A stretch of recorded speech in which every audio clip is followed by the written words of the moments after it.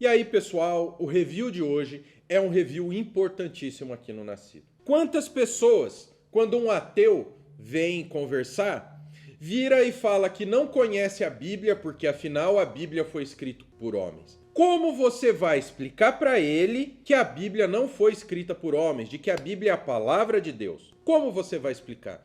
Infelizmente, muitos cristãos não têm ideia, não têm noção de onde a Bíblia veio, por que ela foi dividida da forma como ela foi dividida, capítulo, versículo, quais os textos bíblicos que nós temos à disposição hoje. Ah, eu não acredito na veracidade da Bíblia. Por quê? Ué, cadê os originais? Como você vai explicar a transmissão do texto bíblico? Você sabe explicar isso para um leigo que te perguntar, que pedir para você ensinar? Então é isso, de uma maneira introdutória e de super fácil entendimento. Não é uma publicação grande, é uma publicação de 250 páginas que vai te dar um ponto de partida maravilhoso para você aprender de onde veio a Bíblia. Você vai estar apto a responder essas perguntas gerais sobre a Escritura. Como que a Escritura saiu lá do Oriente Médio, lá da Palestina, lá de Israel, lá do Egito e chegou até nós aqui na língua portuguesa? Como ela saiu do grego, do hebraico e veio parar aqui em português? É isso que é essa publicação, que é de ninguém menos do que do mestre Norman Geisler. Quem é Norman Geisler? Um dos maiores apologetas da nossa época, que infelizmente nos deixou há pouco tempo, faleceu há pouco tempo e vai deixar muita saudade. Mas ele cumpriu os planos de Deus para ele aqui na Terra e hoje ele está com o Senhor. Então vamos lá, vamos conhecer Introdução à Bíblia do Norman Geisler e do William Nix, né? Uma obra do Norman Geisler, logicamente a gente vai falar só do Geisler, né? Mas está aqui, do Geisler e do Nix. Vamos conhecer essa obra maravilhosa que todo cristão deveria ler uma vez na vida, tá bom? Então vamos lá, vamos largar de bobeira e vamos falar dessa obra aqui. Bom, pessoal, aqui está Introdução Bíblica, como a Bíblia chegou até nós, Norman Geisler e William Nix, tá bem? Então aqui está, Editora Vida, selo Vida Acadêmica. Bom, Norman Geisler, a gente sabe que ele nos deixou há pouco tempo, ele foi para o Senhor, né? Mas é um grande homem na área de apologética e da correta apologética, que é o quê? Ensinar as doutrinas cristãs para que nós conseguíssemos defender a nossa fé, tá bom? Então, Introdução Bíblica, como a Bíblia chegou até nós, a gente vem uma folha de rosto bem simples, Norman Geisler, William Nix, Introdução Bíblica, como a Bíblia chegou até nós, tradução Oswaldo Ramos, Editora Vida. O conteúdo não é um livro grande, tá, pessoal? É um livro com 253 páginas, mas não se iludam pelo tamanho da obra, do que ela tem para oferecer, tá bom? Vocês sabem que a teologia sistemática do Norman Geisler, quando chega na parte da soteriologia, eu acho ela um pouco... eu não acho a visão mais correta, mas o Norman Geisler, na sua obra, no conjunto da sua obra, é um grande homem de Deus, tem muito a nos ensinar. Lembrando que esse livro aqui, o que eu tenho, ele está na 8ª reimpressão, entendeu? Então já foi reimpresso 8 vezes, ficha catalográfica, Vida, né? Aqui os dados da Editora Vida, Norman Geisler e William Nix, título original, De Deus para Nós, como nós recebemos nossa Bíblia, né? É da Moody Press Publishers, de Chicago, essa é a versão em inglês. Então vem, caráter da Bíblia, natureza da inspiração, inspiração no AT, inspiração no NT, evidências da inspiração da Bíblia, as características da canonicidade, o desenvolvimento do cânon no Antigo Testamento, a extensão do cânon no Antigo Testamento, o desenvolvimento do cânon no Novo Testamento, a extensão do cânon no Novo Testamento, tá? Então ele vai englobar de uma maneira muito legal esses temas. Caráter da Bíblia. A Bíblia é um livro singular, trata-se de um dos livros mais antigos do mundo e, no entanto, ainda é um best-seller mundial, por excelência. É produto do mundo oriental antigo, moldou, porém, o mundo ocidental moderno. Isso daqui nós temos que entender, é uma verdade indiscutível. A Bíblia, tanto o Antigo quanto o Novo Testamento, é pilar central do Ocidente, pessoal. Tá? Então a cultura ocidental, ela gira em torno do quê? Do que está escrito na Escritura. Ah, mas a questão judaica. A questão judaica vem de onde? Vem da Bíblia também, vem do Antigo Testamento, tá bem? Então é o pilar judaico-cristão da nossa cultura ocidental e por isso que o cristianismo é tão atacado por essas vertentes ideológicas progressistas. Por quê? Porque você tem que destruir os pilares, destruir as crenças para substituir por outras que você acha mais interessante. Não estou falando as mais corretas, tá? Que você ache mais interessante, porque isso é o pensamento revolucionário, tá bom? É produto do mundo oriental antigo, moldou, porém, o mundo ocidental moderno. Tiranos houve que já queimaram a Bíblia e os crentes a reverenciam. Olha só, não tem um livro, uma história, um ensinamento que mais sofreu perseguição do que a Bíblia Sagrada, do que a nossa fé. Isso é muito claro, tá? E até hoje não existe um povo não estou falando que é mais perseguido do que o povo cristão, o povo da Bíblia. Em diversos lugares onde os cristãos são perseguidos, pessoal, você não vê ali o escrito, você não vê eles falando o povo cristão, não, vocês veem o povo do livro, o povo da Bíblia. É o livro mais traduzido, mais citado, mais publicado e que mais influência tem exercido em toda a história da humanidade. Afinal, o que é que constitui esse caráter inusitado da Bíblia? Como foi que ela se originou? Quando e como assumiu sua forma atual? Que significa inspiração da Bíblia? São essas as perguntas para as quais se voltará o nosso interesse neste capítulo introdutório. A estrutura da Bíblia. A palavra Bíblia, livro, entrou para línguas modernas por intermédio do francês, passando primeiro pelo latim Bíblia, com origem no grego biblos. Originariamente, era o nome que se dava à casca de um papiro do século XI a.C., por volta do século II d.C. Os cristãos usavam a palavra para designar seus escritos sagrados, os dois testamentos da Bíblia. Ou seja, no capítulo 1, nós vamos ter toda uma... É um capítulo muito introdutório para nós sabermos como foi construída a Bíblia Sagrada. Seções da Bíblia, capítulos e versículos da Bíblia, inspiração, uma definição de inspiração.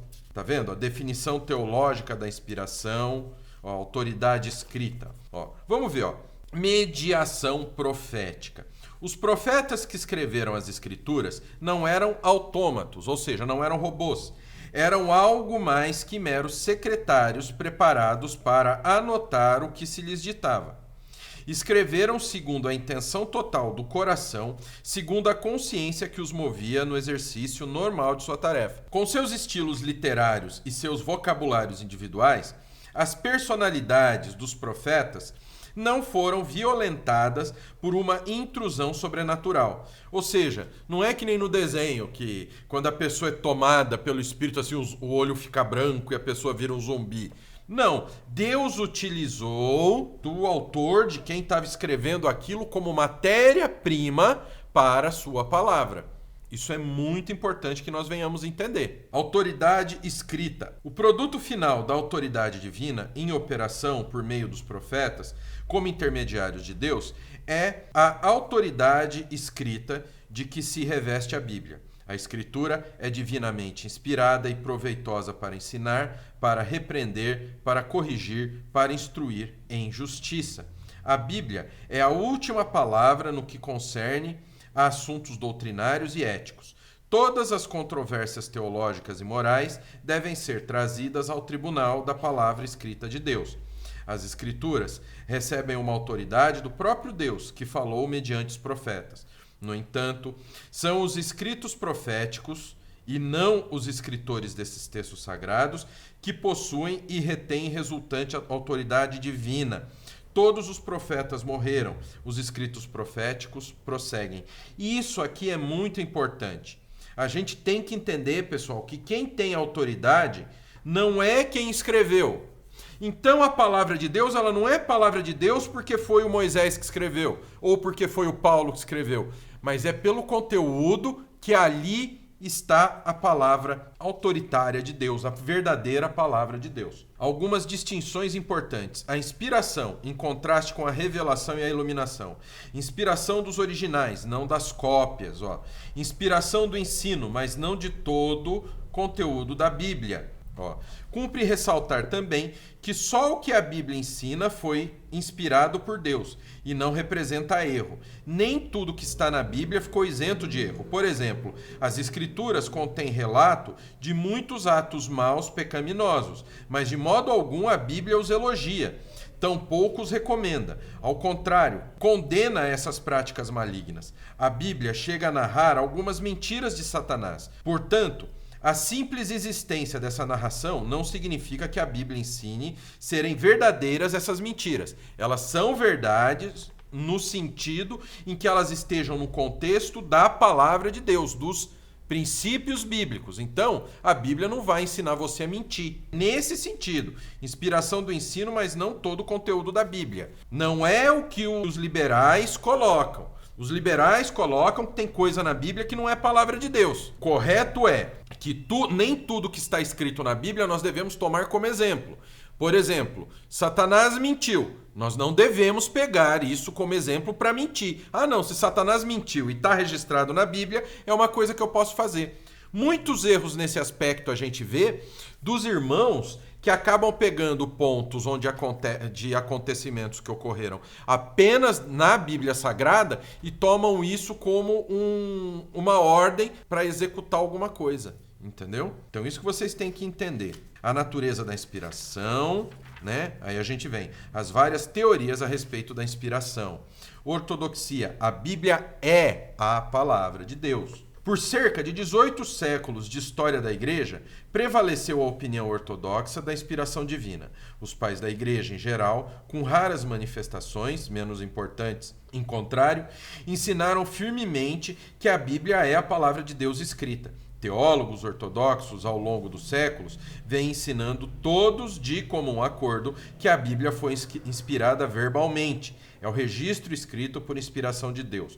No entanto, tem havido tentativas de procurar explicação para o fato de o registro escrito ser a palavra de Deus, ao mesmo tempo que o livro, obviamente, foi composto por autores humanos, dotados de estilos pessoais diferentes uns dos outros. Essas tentativas conduziram os estudiosos ortodoxos a duas opiniões divergentes. Alguns abraçam a ideia do ditado verbal, afirmando que os autores humanos da Bíblia registraram apenas o que Deus lhes havia ditado, palavra por palavra.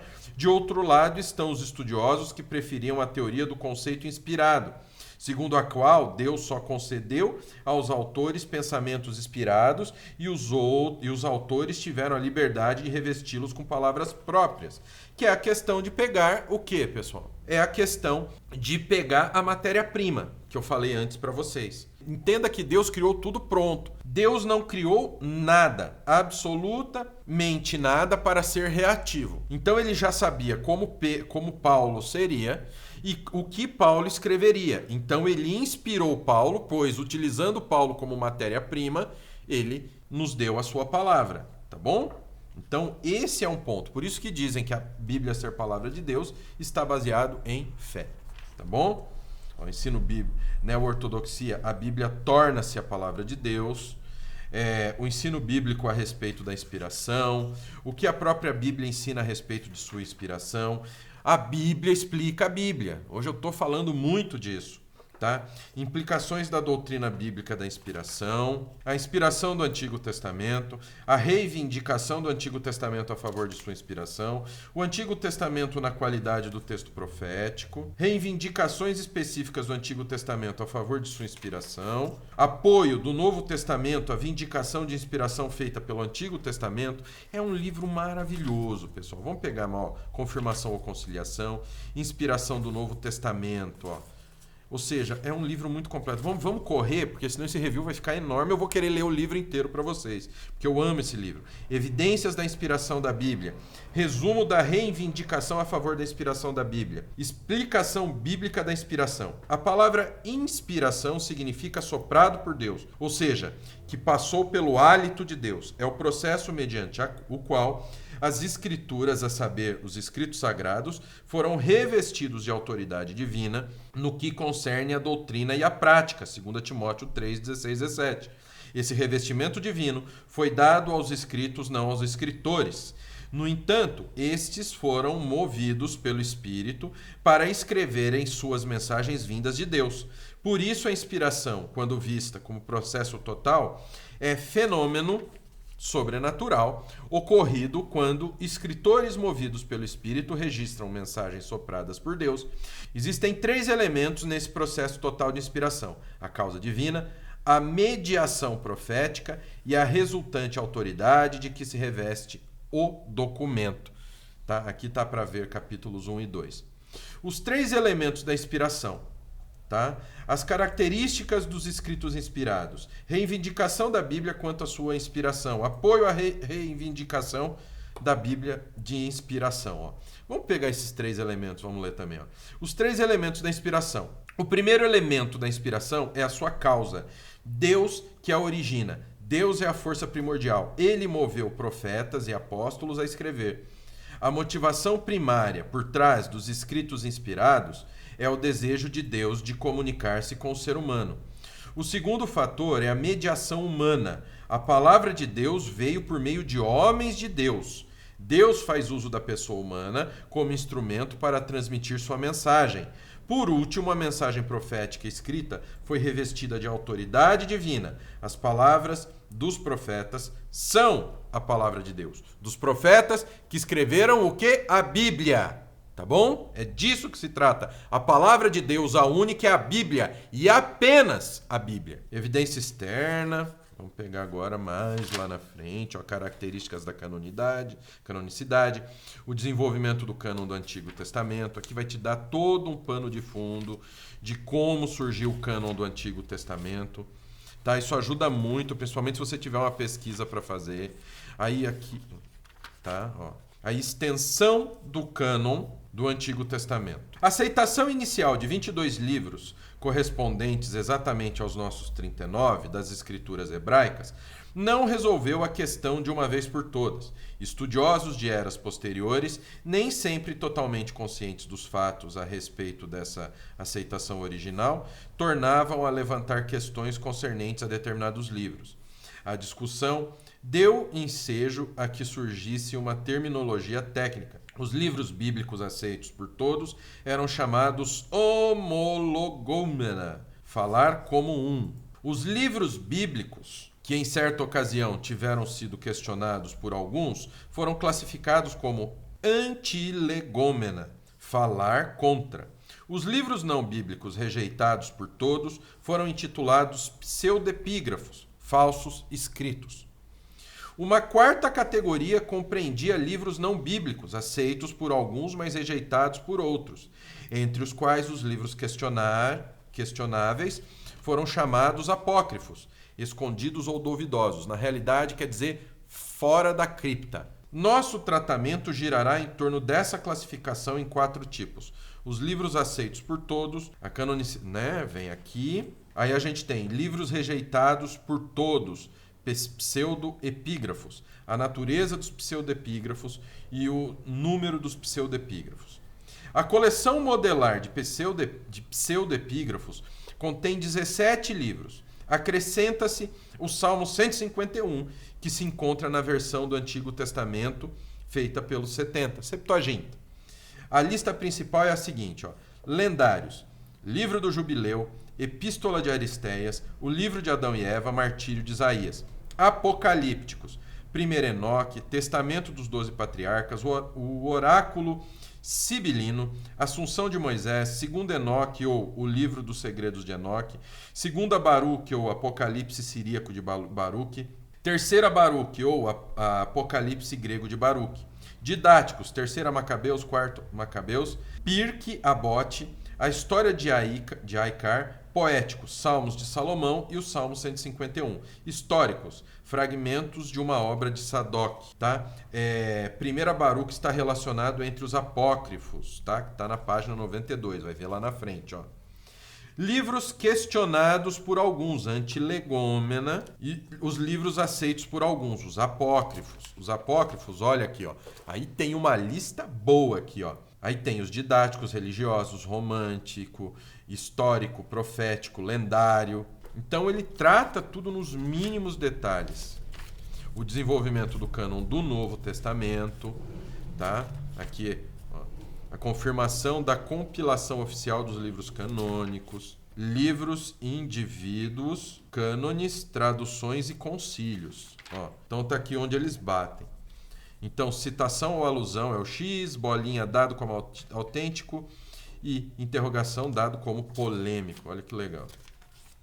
Extensão do cânon do Novo Testamento. Aí vem os livros aceitos por todos, os pseudepígrafos, tá? Porque daí tem, olha só, os pseudepígrafos do Novo Testamento. Evangelhos, o Evangelho de Tomé, Evangelho dos Ebionitas, Evangelho de Pedro, Proto-Evangelho de Tiago, Evangelho dos Egípcios, Evangelho arábico da infância. Olha só. Ó, e tem um monte de coisa que eles querem adicionar ao Novo Testamento. Esses três últimos são obras cóptas do século III, de cunho gnóstico, descobertas em 1946 em Nag Hammadi, no Egito. Uma introdução aos Apocalipses. Você pode encontrar o primeiro volume da coleção New Testament Apocrypha, organizado por Edgar Neck. E o nome do cara é um nome feio. Os três últimos, né? Nag Hammadi no Egito. Aí tem outras obras, ó. Livro Secreto de João, Tradições de Matias, Diálogo do Salvador. Esses três também são de Nag Hammadi, ou seja, esses três aqui, né? Segundo Apocalipse de Tiago, Apocalipse de Mesos e Apocalipse de Dositeu. Esses três também são de Nag Hammadi e permaneceram desconhecidos até 1946. E eles querem enfiar na Bíblia. Ó, os livros questionados por alguns, Antilegômena, ó, que aí vão explicar, ó, Judas, Apocalipse, segunda carta de Pedro, primeira e segunda cartas de João. É um livro muito claro. Apócrifos. Aí vem Pastor de Hermas, Didaquê, Homília Antiga, Atos de Paulo e de Tecla, não é a tecla do seu teclado do computador, Carta aos Laodicenses, Epístola de Policarpo aos Filipenses, 7 epístolas de Inácio. Aí vem as línguas e os materiais que a Bíblia foi escrita. Olha, esse capítulo aqui, eu vou perguntar para a Editora Vida se eu posso fazer uma série de artigos com isso aqui para vocês no Nascido de Novo. E aí, principalmente aí pro pessoal do curso, vou fazer ver se eu posso fazer uma apostila para vocês, porque vale demais a pena, viu? Ó, as línguas e materiais da Bíblia, os principais manuscritos da Bíblia. Aqui ele vai seguir a linha da moda, né? Que são os textos críticos como melhores, né? Mas aí tá, a gente tem que pôr ao crivo tudo que a gente lê, reter o que é bom, né? Ó, desenvolvimento da crítica textual.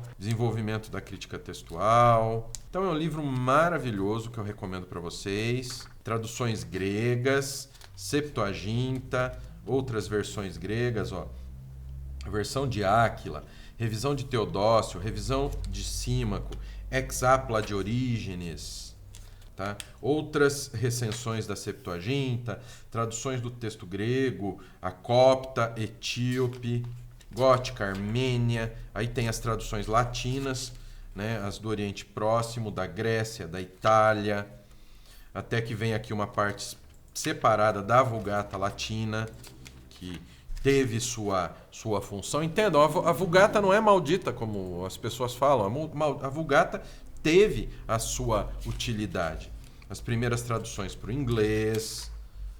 Olha, maravilhoso esse livro. Traduções da Bíblia no inglês moderno. E aí a gente tem um capítulo das traduções para o português, período das traduções parciais, venturoso ou bem-aventurado, né? Outras traduções, né? Ó, período das traduções completas. Aí vem Almeida, Hameyer, Figueiredo, traduções parciais, né? Nazaré, traduções completas. E aí ela termina com este gráfico maravilhoso que você encontra na Bíblia Thompson, tá bom? Então é isso. Introdução bíblica do nosso querido Geisler. Esse foi o Introdução Bíblica do Norman Geisler e do William Nix, uma obra grandiosa que todo cristão deveria ler. Para quê? Para ter uma ideia de onde a Bíblia veio. Para ter uma ideia de como ela foi escrita, como ela chegou até nós. Esse livro aqui é um livro introdutório, é um excelente ponto de partida para você conhecer isso. Agora, se você quer conhecer a fundo, se você quer ter todas as respostas para defender sua fé, para pregar para um ateu, para pregar para uma pessoa desviada, para mostrar, para defender a sua fé e mostrar a veracidade da Bíblia, nós temos o Bacharel Livre em Teologia do Nascido de Novo, que é um curso completo. Você vai aprender todo o processo da revelação, da inspiração, como funcionou em detalhes. Você vai ter crítica textual, que é o quê? É um estudo completo, tanto da língua grega e hebraica, onde você vai aprender sobre os manuscritos antigos. Nós não temos mais o original da carta de Paulo, que Paulo escreveu, mas nós temos cópias dessa carta e muitas cópias, e elas têm algumas diferenças. Mas como saber quais delas têm o arquétipo do texto? O que é o arquétipo do texto? Aquilo que Paulo realmente escreveu. Sabe como você descobre isso? Você descobre isso através do quê? Através da crítica textual. Você vai aprender a traduzir Bíblia. Então você vai aprender a trabalhar, a ler a Bíblia nos originais, até mesmo para ensinar as pessoas a tirarem mais conhecimento da Bíblia. Você não vai precisar ficar acreditando naquilo que os tradutores bíblicos brasileiros escreveram. Você vai ter a capacidade de traduzir e ver se a tradução bíblica que você usa é a melhor. E isso você aprende no Bacharel Livre em Teologia do Nascido de Novo. Porque também não basta você aprender só grego e hebraico para você saber traduzir Bíblia. Você precisa aprender teologia. Você precisa entender as doutrinas cristãs para andar nos caminhos certos. Então é isso. Vem estudar teologia com a gente no Bacharel Livre em Teologia do Nascido de Novo. Link está aqui na descrição, que além do Bacharel Livre em Teologia, você ainda ganha uma pós-graduação livre em Capelania Cristã, que é aprender a dar apoio espiritual para quem precisa. Então, larga de bobeira e vem estudar a Bíblia com a gente, que eu tenho certeza que você vai amar e você vai passar a ter um relacionamento com Deus de uma maneira que você nunca imaginou ter. Então, vem estudar com a gente. Estamos te esperando.